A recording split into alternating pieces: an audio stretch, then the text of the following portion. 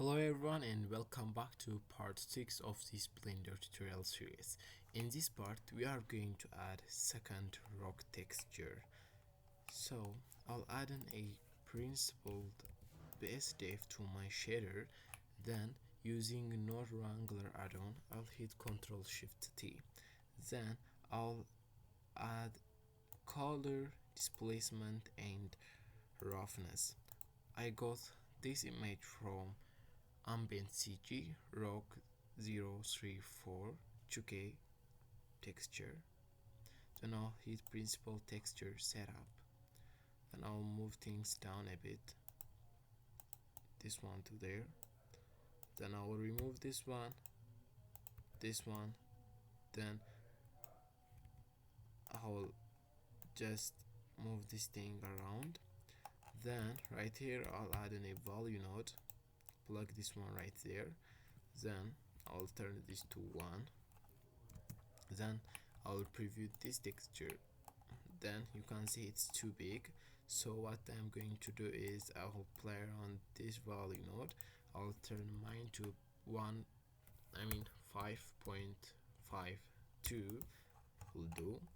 Then I'll turn the scale of the displacement to 0.1, maybe 0.15 is great.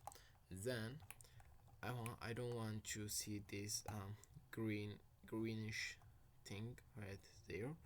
I think that's grass or moss, so I don't want to have those green parts, so I'm going to remove it using hue saturation and value node, then turning the saturation value into 0.2. You can see we did it successfully. Then let me select everything, hit Ctrl J, then I'll name this rock 2.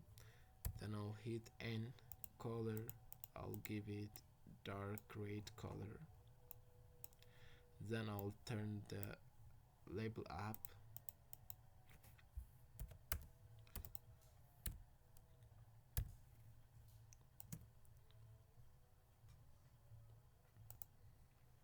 Okay, at this point we forgot to enable displacement and bump, so go over to the material property, then under settings change this bump only to displacement and bump. It will physically deform our mesh.